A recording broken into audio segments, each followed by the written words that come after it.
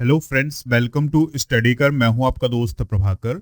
Daily current affairs में आज हम 29 नवंबर 2022 के मोस्ट इम्पॉर्टेंट करंट अफेयर्स के जितने भी इम्पॉर्टेंट क्वेश्चन हैं उन सभी को डिस्कस करेंगे। तो आप इस लेक्चर को बहुत ही ध्यान से और लास्ट तक जरूर देखिएगा। दोस्तों, लास्ट में हम रिवीजन करेंगे। इसके अलावा आपसे एक क्वेश्चन भी पूछा जाएगा, तो उसका आंसर आप कमेंट बॉक्स में जरूर दीजिएगा। पीडीएफ डाउनलोड करना हो तो वो आप हमारे एप्लीकेशन से कर सकते हैं। उसका लिंक आपको डिस्क्रिप्शन बॉक्स में दिया गया है। चैनल पर अगर आप नए हैं तो सब्सक्राइब कर लें और बेल आइकन भी दबा लें, जिससे आपको समय पर और सबसे पहले नोटिफिकेशन मिल सकेगी। फर्स्ट क्वेश्चन है आज का, एक ओवर में 7 छक्के लगाने वाले दुनिया के पहले खिलाड़ी कौन बने हैं? नाम है उनका ऋतुराज गायकवाड़। क्या नाम है दोस्तों? ऋतुराज गायकवाड़। अगर आपने आईपीएल देखा होगा तो उसमें जो चेन्नई सुपर किंग्स है उसमें दोस्तों खेलते नजर आते हैं कौन? ऋतुराज गायकवाड़। तो विजय हजारे ट्रॉफी में महाराष्ट्र की तरफ से खेलते हुए ऋतुराज गायकवाड़ ने उत्तर प्रदेश के खिलाफ शिवा सिंह के ओवर में 7 छक्के लगाए हैं। दोस्तों, याद रखना है आपको एक और पॉइंट कि जो विजय हजारे ट्रॉफी है ये क्रिकेट से रिलेटेड ट्रॉफी है। तो एक ओवर में 7 छक्के लगाने वाले लिस्ट ए क्रिकेट में दुनिया के पहले बल्लेबाज कौन बने हैं? ऋतुराज गायकवाड़। दोस्तों, अब हम जानते हैं कि एक ओवर में 7 छक्के कैसे लग गए। तो एक ओवर में 6 बॉल फेंकी जाती हैं, तो 6 बॉल्स में उन्होंने 6 छक्के तो लगाए ही, इसके अलावा एक हो जाती है नो बॉल, तो नो बॉल में भी उन्होंने 6 लगाया था। इस कारण दोस्तों एक ओवर में 7 छक्के का रिकॉर्ड बन गया। दोस्तों, इस ओवर में कितने रन बने हैं? तो यह 43 रन बने हैं और यह मैच का 49वां ओवर था। तो दोस्तों, इस ओवर में जो 43 रन बने हैं ये भी एक रिकॉर्ड बन गया है और ये लिस्ट ए क्रिकेट का सबसे महंगा ओवर बन गया है। देखिए दोस्तों, बात आई है यहाँ पर विजय हजारे ट्रॉफी की, तो चलिए इससे जुड़े हुए कुछ इंपॉर्टेंट फैक्ट डिस्कस करते हैं। तो विजय हजारे ट्रॉफी जो है यह एक घरेलू क्रिकेट सीरीज है। इसकी शुरुआत 2002 से हुई थी और 2002-3 के लिए यह पहली बार खेला गया था। दोस्तों, यह जो ट्रॉफी है इसमें 50-50 ओवर का मैच होता है और इसे रणजी वनडे ट्रॉफी के नाम से भी जाना जाता है। महाराष्ट्र के प्रसिद्ध क्रिकेट खिलाड़ी रहे हैं विजय हजारे जी, तो उनके नाम पर इस ट्रॉफी का नाम रखा गया है। इसको कंट्रोल कौन करता है? तो याद रखिएगा बीसीसीआई। ठीक है, बीसीसीआई के द्वारा इसे कंट्रोल किया जाता है। तो इसका पहला विजेता कौन था? तमिलनाडु। और लास्ट में 2021-22 का जो विजेता था वो था हिमाचल प्रदेश। तो हिमाचल प्रदेश ने पहली बार विजय हजारे ट्रॉफी 2021-22 में जीती थी। बात आई है यहाँ पर बीसीसीआई की, तो इसका फुल फॉर्म होता है board of control for cricket in India. इसकी स्थापना हुई थी 4 दिसंबर 1928 को। दोस्तों, इसका हेडक्वार्टर कहाँ है? मुंबई, महाराष्ट्र में। तो महाराष्ट्र में जो वानखेड़े स्टेडियम है वहां पर इसका मुख्यालय है। बीसीसीआई के अध्यक्ष कौन है? रोजर बिन्नी है और इसके सचिव कौन है? जय शाह है। अगला प्रश्न है, मणिपुर के संगाई महोत्सव में मुख्य अतिथि के रूप में कौन शामिल हुए थे? वेरी वेरी इंपॉर्टेंट क्वेश्चन है दोस्तों। आंसर है शिवराज सिंह चौहान। तो शिवराज सिंह चौहान कौन है? Chief minister of Madhya Pradesh. तो दोस्तों, मध्य प्रदेश के जो मुख्यमंत्री हैं शिवराज सिंह चौहान, वो मणिपुर के संगाई महोत्सव में मुख्य अतिथि के रूप में शामिल हुए थे। ये क्वेश्चन हमने एक दिन और डिस्कस किया था दोस्तों, संगाई महोत्सव के बारे में। चलिए अब हम जानेंगे कि ये संगाई महोत्सव है क्या। तो मध्य प्रदेश के मुख्यमंत्री शिवराज सिंह चौहान भारत सरकार की एक भारत श्रेष्ठ भारत पहल के तहत 27 नवंबर 2022 को संगाई महोत्सव में मुख्य अतिथि के रूप में शामिल हुए थे। मणिपुर का सबसे बड़ा त्योहार संगाई महोत्सव जो है वो 21 नवंबर से 30 नवंबर तक आयोजित किया जा रहा है। कहां पर? मणिपुर में। दोस्तों, जो एक भारत श्रेष्ठ भारत पहल है इसमें जो मणिपुर राज्य है और जो मध्य प्रदेश राज्य है ये दोनों भागीदार राज्य हैं, इसलिए जो मध्य प्रदेश के मुख्यमंत्री हैं वो वहां पर मुख्य अतिथि बनाए गए थे। सबसे पहले हम बात करेंगे संगाई उत्सव की। तो संगाई उत्सव 2022 की थीम क्या है? एकता का त्योहार। दोस्तों, संगाई का मतलब क्या होता है या संगाई है क्या? तो संगाई हिरण की एक दुर्लभ प्रजाति है जो कि मणिपुर का राजकीय पशु है। तो इसी को बचाने के लिए, इसी के बारे में जागरूकता फैलाने के लिए संगाई उत्सव मणिपुर में मनाया जाता है। मणिपुर के अन्य त्योहार हैं गंग नगई, लुई नगाई नी, यो सांग, चीरा ओबा, मणिपुरी नववर्ष कहलाता है चीरा ओबा, कांग जिसे मणिपुरी की रथ यात्रा कहा जाता है, और हाई क्रू हितोंगबा। ये सभी उत्सव जो हैं वो मणिपुर में मनाए जाते हैं। अब हम बात कर लेते हैं एक भारत श्रेष्ठ भारत की। तो दोस्तों, एक भारत श्रेष्ठ भारत कार्यक्रम 31 अक्टूबर 2015 को सरदार वल्लभ भाई पटेल की 140वीं जयंती के अवसर पर शुरू किया गया था। इसका मुख्य उद्देश्य है राष्ट्रीय एकता की भावना को बढ़ावा देना। मणिपुर की राजधानी इम्फाल है, राज्यपाल हैं ला गणेशन, मुख्यमंत्री हैं एन बीरेन सिंह। दोस्तों याद रखिएगा, लोकटक झील कहां पर है? मणिपुर में है। अगला प्रश्न है, अपने सभी जिलों में जियो 5G सेवाएं प्राप्त करने वाला पहला भारतीय राज्य कौन बन गया है? आंसर है इसका गुजरात। ठीक है दोस्तों, तो गुजरात के सभी जिलों में जियो 5G सेवाएं शुरू हो गई हैं।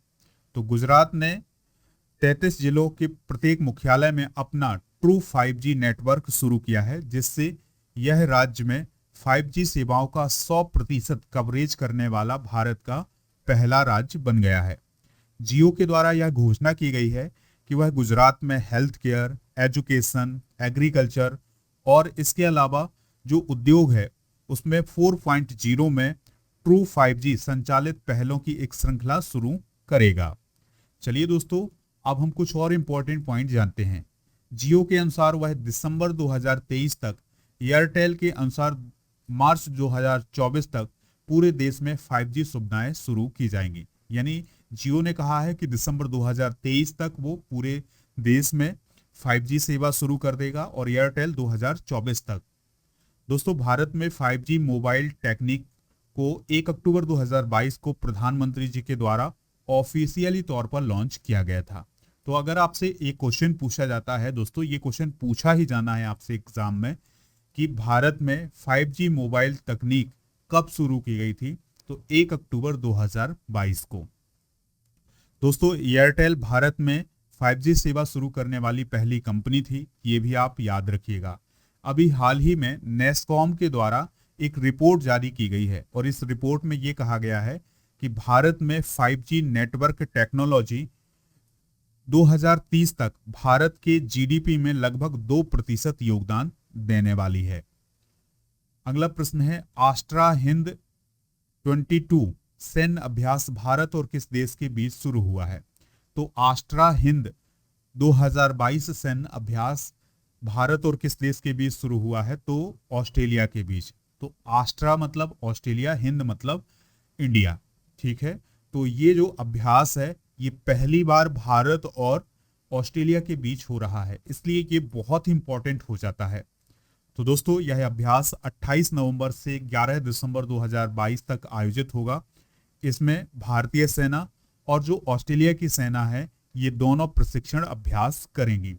इसका आयोजन कहाँ हो रहा है? तो याद रखिएगा, महाजन फील्ड फायरिंग रेंज राजस्थान में हो रहा है। आस्ट्रा हिंद श्रृंखला का यह पहला अभ्यास है और यह बारी बारी से एक वर्ष भारत में और एक वर्ष ऑस्ट्रेलिया में आयोजित किया जाएगा। इसका पहला संस्करण जो है वो इंडिया में हुआ है, अब नेक्स्ट संस्करण जो है वो ऑस्ट्रेलिया में होगा। देखिए दोस्तों, बात आई है ऑस्ट्रेलिया की, तो सबसे पहले अगर हम ऑस्ट्रेलिया को एक देश के रूप में जाने तो ऑस्ट्रेलिया की कैपिटल है कैनबरा और इस यहाँ के जो प्राइम मिनिस्टर हैं वो हैं एंथनी अल्बनीज। लेकिन ऑस्ट्रेलिया एक महाद्वीप भी है, तो ऑस्ट्रेलिया महाद्वीप के बारे में अगर हम बात करें तो ऑस्ट्रेलिया महाद्वीप की खोज एबेल तस्मान और कप्तान जेम्स कुक ने की थी। ऑस्ट्रेलिया महाद्वीप विश्व का सबसे छोटा और सबसे कम जनसंख्या वाला महाद्वीप है। दोस्तों, इस महाद्वीप से मकर रेखा गुजरती है। कौन सी रेखा? मकर रेखा। ऑस्ट्रेलिया महाद्वीप के दक्षिण पूर्व में स्थित न्यूजीलैंड को दक्षिण का ब्रिटेन कहा जाता है। ये आप न्यूजीलैंड देख पा रहे हैं, तो इसे दक्षिण का ब्रिटेन कहा जाता है। दोस्तों, उष्ण कटिबंधीय घास भूमि भी पाई जाती है ऑस्ट्रेलिया में, जिसे सवाना कहा जाता है। अगला प्रश्न है, बहुत ही इंपॉर्टेंट प्रश्न है। इसरो के द्वारा हाल ही में PSLV के द्वारा कितने उपग्रहों को अंतरिक्ष में लॉन्च किया गया है?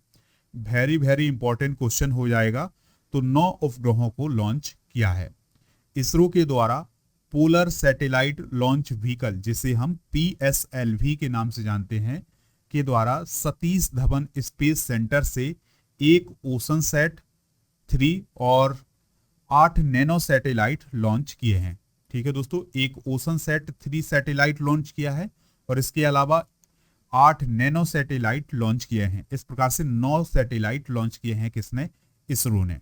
दोस्तों ये PSLV क्या है? तो यह एक रॉकेट है जिसके माध्यम से उपग्रह जो हैं वो अंतरिक्ष में भेजे जाते हैं। ठीक है। नैनो सैटेलाइट क्या होते हैं दोस्तों? तो ये बहुत ही छोटे उपग्रह होते हैं जिन्हें हम नैनो सैटेलाइट बोलते हैं।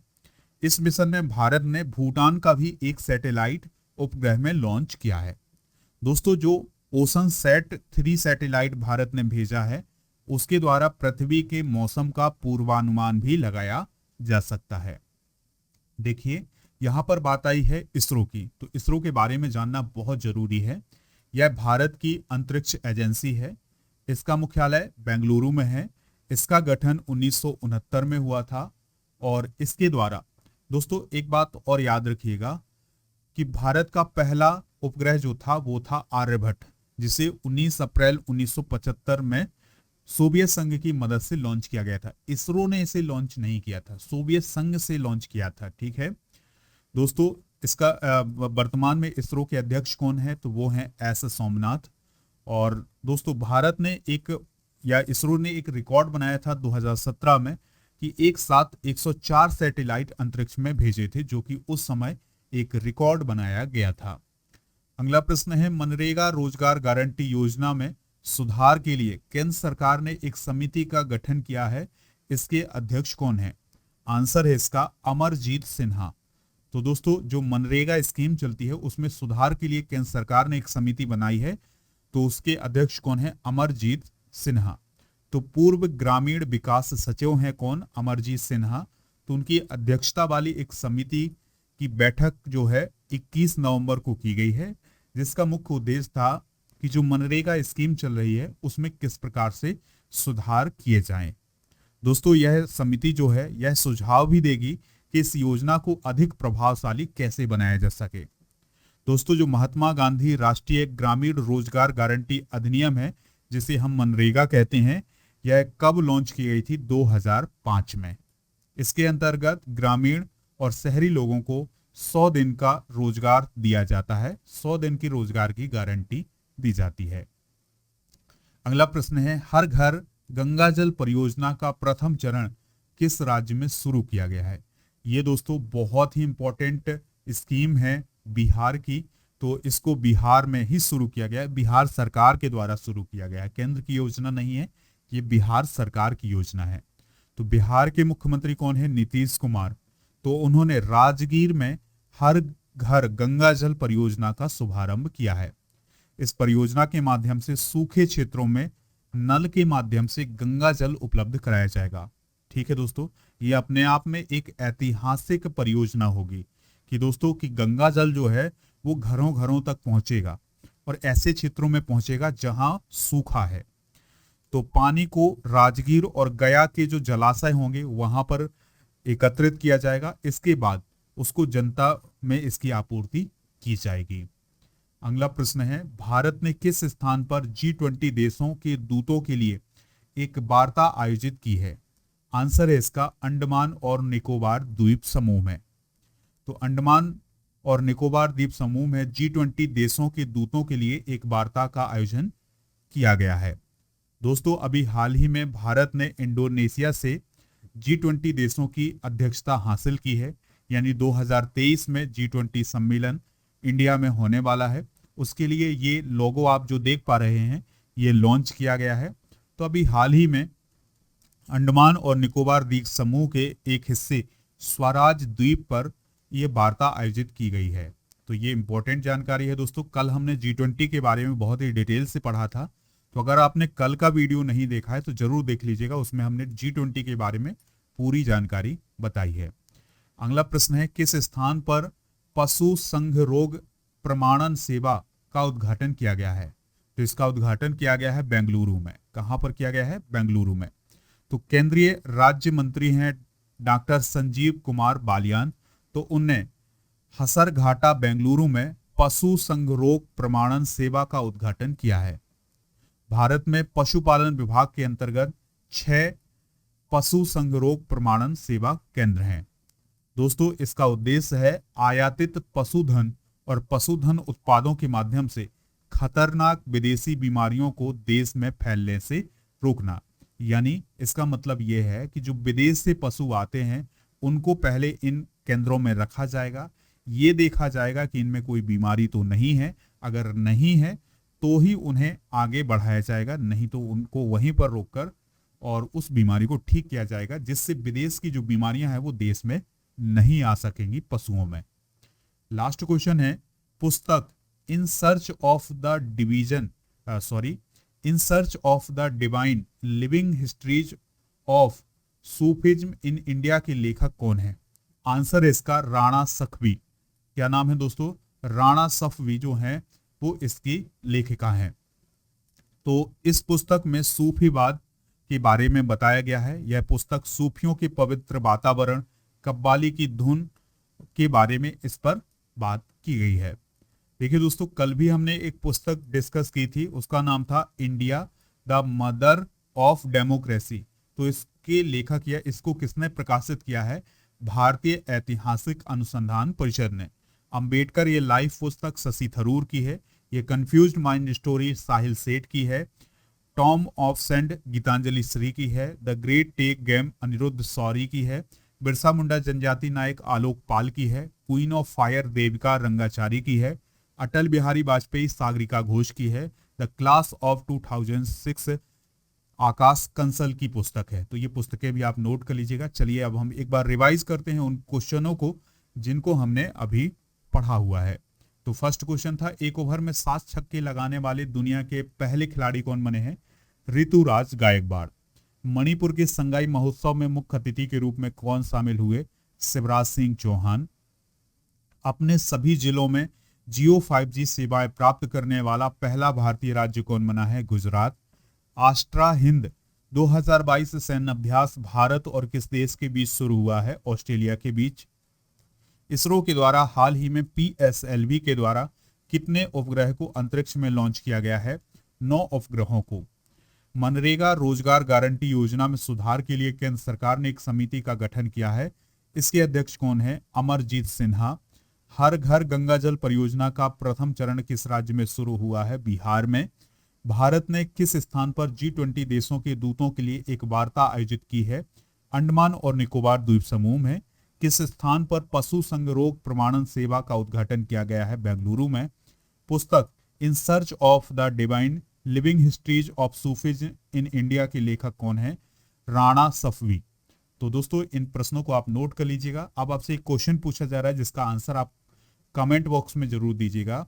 पहला क्वेश्चन जो क्वेश्चन है वो है ये है, एक ओवर में 7 छक्के लगाने वाले दुनिया के पहले खिलाड़ी कौन बने हैं? Chris Gayle, Rituraj Gaekwad, Surya Kumar Yadav, Hardik Pandya. जो भी इसका राइट आंसर हो आप कमेंट बॉक्स में जरूर बताइएगा। लेक्चर पसंद आया हो तो लाइक करें, शेयर करें सभी दोस्तों को, सभी सोशल मीडिया प्लेटफॉर्म पर। जय हिंद, वंदे मातरम।